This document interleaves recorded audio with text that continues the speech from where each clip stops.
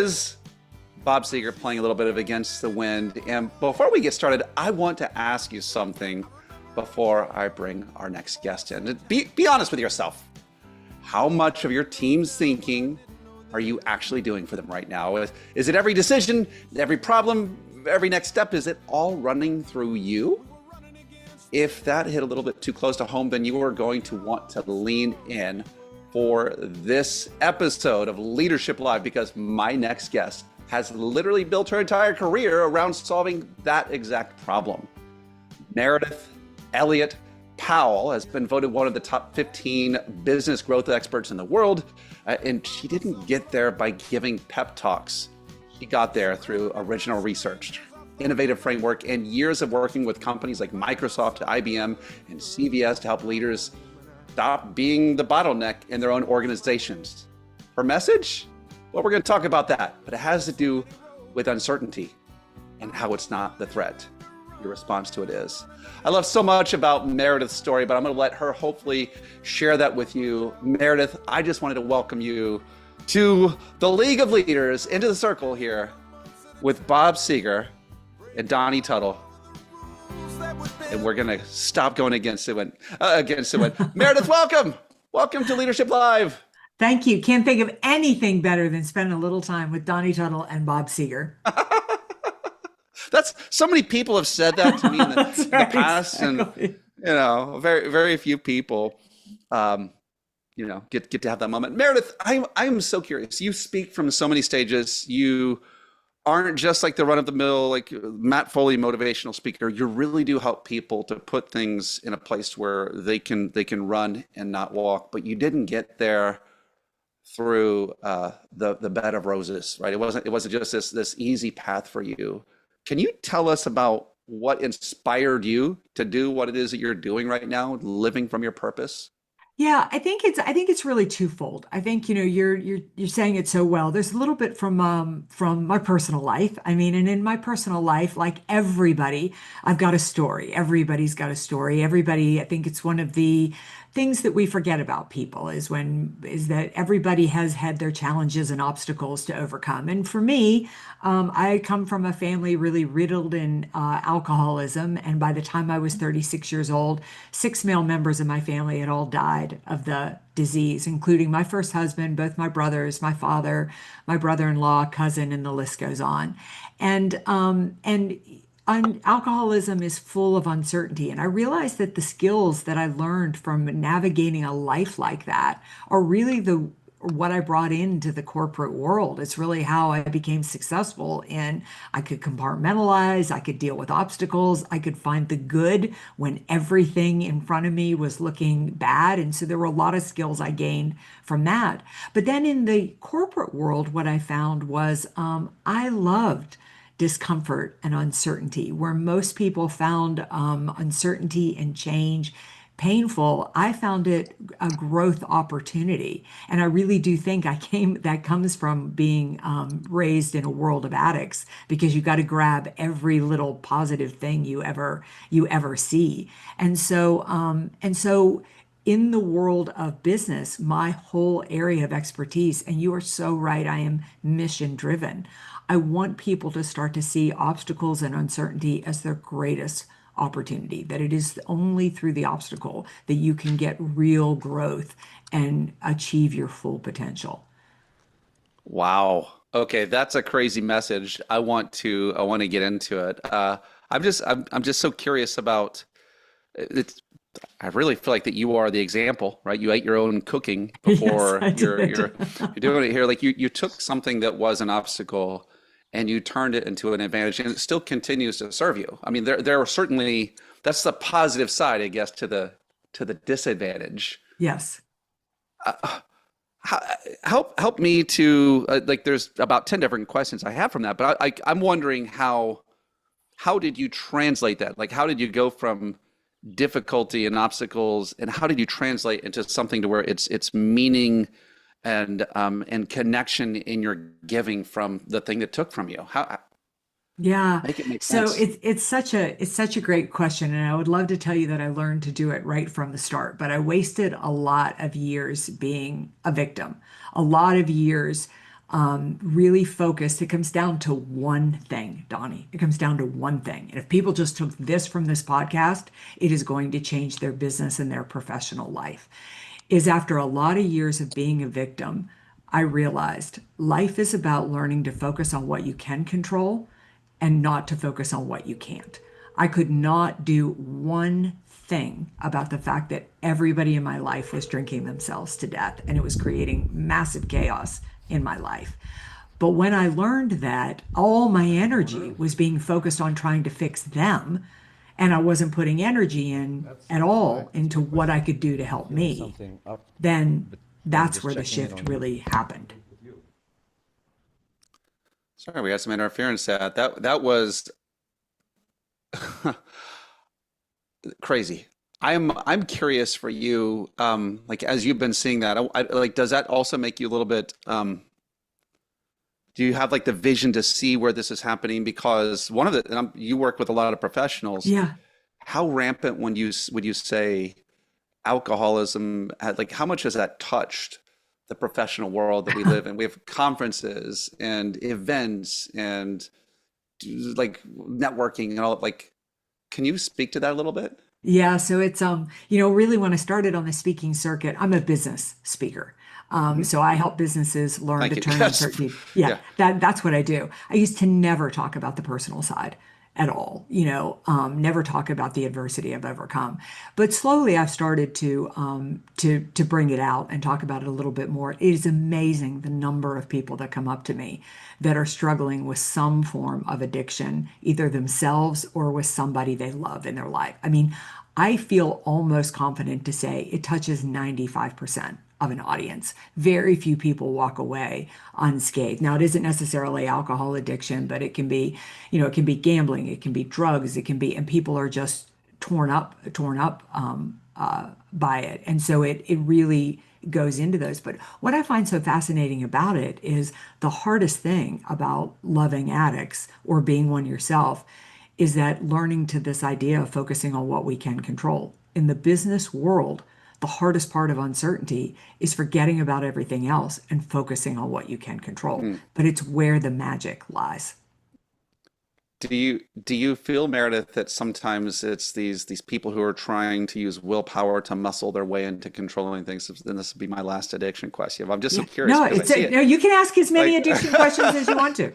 I'm curious, and I feel like no one's addressing this. By the way, Yes. this is why I'm asking. But do you feel like it's people who are carrying heavy loads and just like always just either pushing on the hustle button or the willpower button, and at the end of the day, like they're frazzled or empty or they're rewarding, like they're turning to something else to fill up maybe something where it's just like maybe their daytimes are off kilter. I'm just curious. Yeah, I think, in fact, I think we all are. I think whenever your focus is outward, you will use something to soothe the discomfort that you're feeling. Like my husband was an addict. My addiction was enabling. My addiction was trying to save him. I was as addicted as he was addicted, right? Like my whole world moved around trying to save him from stopping to drink. He just chose his outlet was alcohol. So whenever your focus is in the wrong place, you're causing yourself, whenever you're resisting what is happening, you cause yourself pain. And whenever there is pain, you have to soothe the pain. And you soothe the pain either by working too much, drinking too much, eating too much, taking too many drugs, or running around trying to save addicts in your life. It doesn't Mm. it doesn't matter. Whenever, like, pain comes from resistance. And that's what's going on there. So we're all carrying some. There's something I want to get into to your methodology and framework, but I love the idea, and we want to share the link because you actually have a real quick quiz that can help people to do this. But you claim that there is a change advantage, that we all come maybe with a different way of activating change a little bit more easy. Can you talk to us about that? Yeah, so there's a huge change advantage. We talked a little bit about, we were talking about addiction. We're talking about pain comes from resistance. And where I tell people all the time, your biggest challenge in the marketplace right now is not uncertainty and change. It's you resisting uncertainty and change because there's not anything you can do about the pace of change, about the amount of change. I mean, the number of times I hear people complain about, I was at a dinner party the other night and everybody complained about AI. And I just thought, what a wasted conversation because we can't do anything about AI.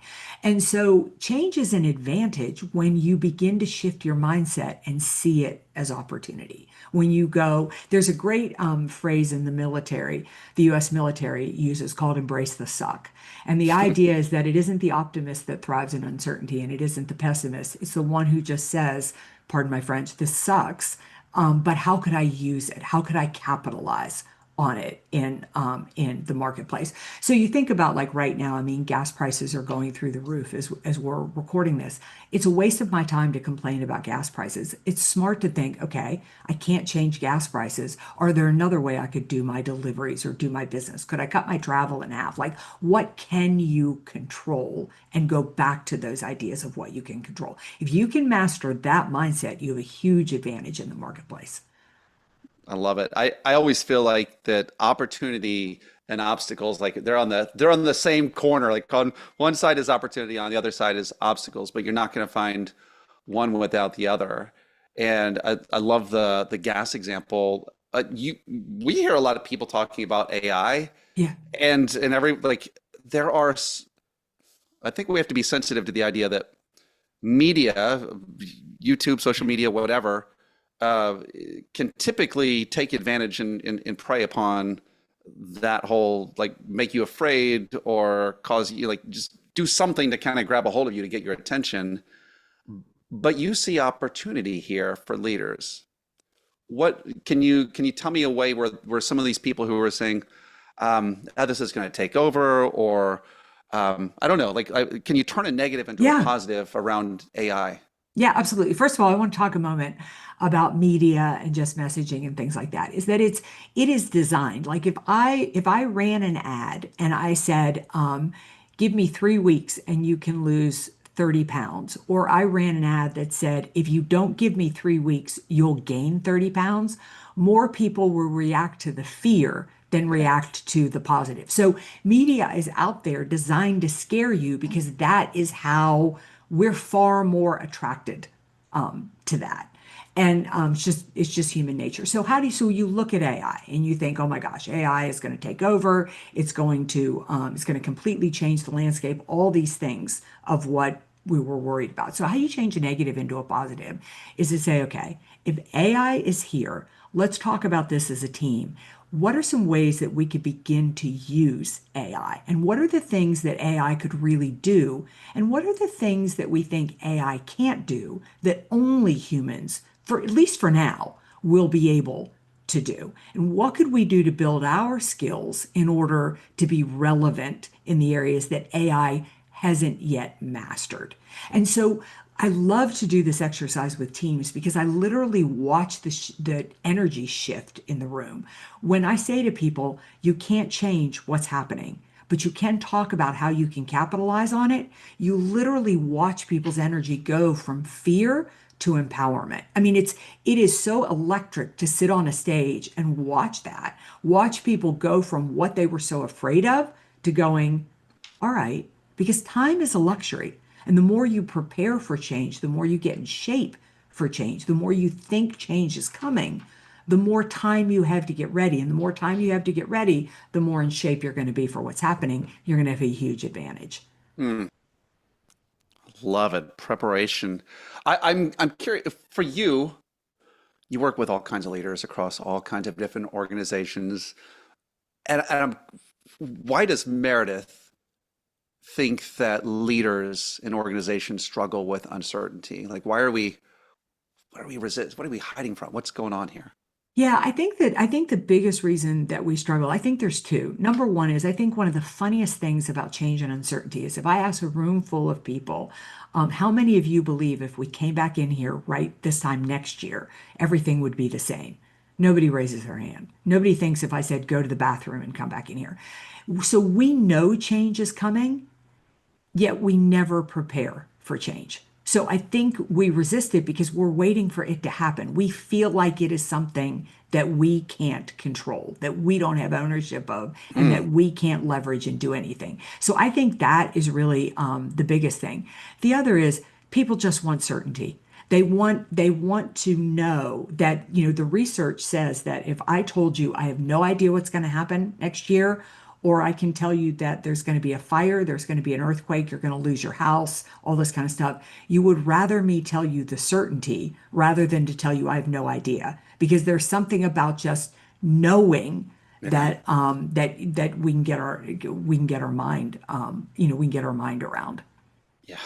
And I, you're big on vision casting, Yes. and I want to hear how can we as leaders like use vision to help people to navigate? Because really, we're talking about the confusion that creates clutter, which causes people to not be active in what they're doing, and which is the worst thing, right? Is people not making positive movement. But the clarity that comes from vision, can you talk about how we can visioneer, so to speak, or Yeah. If lead through you that? the power of vision is so important. Donnie, it's really interesting. Only 2% of the population are visionaries. Only 2% can really, they think in visionary terms. 12% are statistical thinkers, and the rest of us are tactical, meaning we only see what is right in front of us. So the Mm, moment uncertainty shows up, we get stuck in that uncertainty. If mm, somebody does not cast a vision for us, doesn't show us what is possible, we can't move past the obstacle or the challenge in front of us. And think about all of our really great leaders. You think about military leaders, you think about political leaders, you think about leaders who have created movements like a Martin Luther King Jr. They did it by casting a vision. What is a vision? A vision is showing people what is possible. And the problem that I see with visions is leaders cast them and then they never talk about them again. You can tell who is going to win the presidency of the United States of America based on the candidate that has the simplest vision, and he or she states that vision all the time. And it's interesting. repeatable, and we're bought into it. And we're like, yes, I want that. And so people are looking to be led. And as a leader, if you can't help me see what is possible, then I'm stuck with what's happening right in front of me. I think, oh my gosh, they've laid 12 people off because of AI. I can't imagine what's coming next. Whereas if you can't show me what is possible, I can't see that. But if you show people the vision, they can think in visionary terms. Interesting. So we're going to default to the negative, Yes. and even with when we're looking at the point you made towards media, like it really it is it's the opposite. Like it becomes a part of the obstacle, and but we need that clear, consistent voice. Can you tell us like what we could do, whether it's on a calendar or but practically speaking as a leader to either create the vision and share the vision? Because you just now mentioned politicians, and I think about all the slogans and Yeah. phrases that they come up with, and there's so many that don't stick. And it's like that top message does. Like how can we use that and create a simple action? What can we Yeah. do So, practically? I'll give you a great example. I was working with a company down in Florida, and they make a widget that goes in a gun. I mean, it's a small part of an overall apparatus that goes to support our military. And we were sitting around brainstorming about it. And I said, what is it that you do, and why does it matter, and what difference are you making? And we spent, I don't know, a couple of hours kind of talking about those things. And what they got down to was that we make the widget that goes into this gun that ends up making sure that our military is safe. And when our military is safe, the citizens of the United States are safe. And I said, as a leader, you need to get out there and say that you make a widget that keeps the military and the citizens of the United States safe. Whole different manner of putting a piece into a gun that goes into the military. So it's an example of just really a vision is thinking like, what is it that we do? Why does it matter? What difference does it make? And it doesn't even have to be sexy. I was working with a company whose vision was we have to get we have to get the our benefits to our members as quickly as possible, because when they do that, they put rural broadband across this country.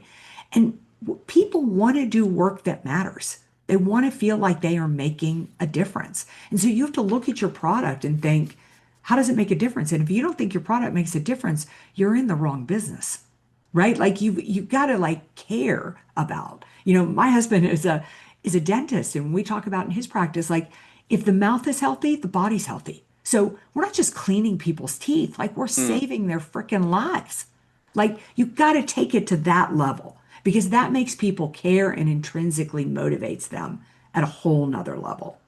100%. Yeah. And so many people who are watching now and will watch this later, they're dealing with, like, they think they're dealing with a problem that's a strategy problem Yeah. or execution, but really there's a belief issue, meaning like, oh, we make a widget that goes in a gun. That's not we save lives. We protect our soldiers. Like, it's giving a mission to it. And I Yes. love that you broke it down. You said know what we do and why we do it. And I you tell me if you think this is, do you feel like, I don't want to say sharing success stories. Do you well, I'm going to get into, you know what? I'm going to ask you, you've uncovered some strategies that turn disruption into growth. Hmm. Is success stories of, like, is what you just shared, this formula, is this one of those things you've discovered of just, and what are some others, I guess? Yeah. So absolutely. So one thing I want to say about, once you do that, once you define that vision, I love the fact that you said success stories, because I think every company needs to develop their own folklore. When you go to a community and you learn the history of the community, it's the folklore of the community. Companies need folklore too. So we have this vision. So yeah, I want to hear stories about That's awesome. how a soldier was able to really do something incredible, and that was because we were a part of that. So yeah, you got to create that folklore. But one of my favorite strategies for really getting people turning uncertainty to opportunity is, as a leader, I think your number one job is not to lead people for today, is to get them ready for tomorrow. Like, Tell me more. leadership Yeah. today is good, but you got to get people ready for what's coming down the road. And so we call this a skeptic tool, and I call it conditioning people for change. And so the idea is this, Donnie, is that every couple of months, every quarter or so, with your group, you get them together in a leadership meeting, which you're probably having anyway, a team meeting. You just take about 20 minutes and you get your head out of your business and talk about the shifts and the changes that you see happening outside of the business. Get them talking about how society is changing, how technology is changing, how the industry is changing, how their customers are changing. And simply ask the question, what, if any of those changes, do we need to be paying attention to right now? And what happens with that is change fails because it's driven top down. People sit in an executive meeting and go, AI is coming, we have to make this change. And then you go out and you force change on people. If you want change to work, you need to engage them in the process, because what happens with uncertainty is I feel out of control. I don't know what's happening. I don't know you know, I want to be sure of my future. You cannot give me that as a leader. The next best thing you can give me is some level of control as to how we're going to react to those changes. And when you do that, I am going to go all in to make sure we navigate that change really well. So it's a mindset shift. With leadership used to be about leading people in the present. I don't believe it's about that anymore. I think it's leading people for what they're going to need to do 2 to 3 years from now, and getting their mindset so they adapt quickly through that. Hmm. I love it. This you call that the skeptic tool. That's what Yeah. you. I love it. Wow, that's a fun one. Yeah. And there's so many ideas that are just flying around out there that if people would just take that and combine it with what it is that they're thinking, it could alter their business. And so a session like this literally could change the course of It of an change entire company. it changes the course of the entire company. It takes a company from resisting change to controlling change. And it's one of the most powerful shifts you can have. What is the one of the wildest company stories that you've seen, whether it's company or organization that you've seen, whether it's a shift in leadership or just like this connection to the obstacle and creating opportunity and mind shift created probably another method and then it met the marketplace. Like what's the craziest story you've seen?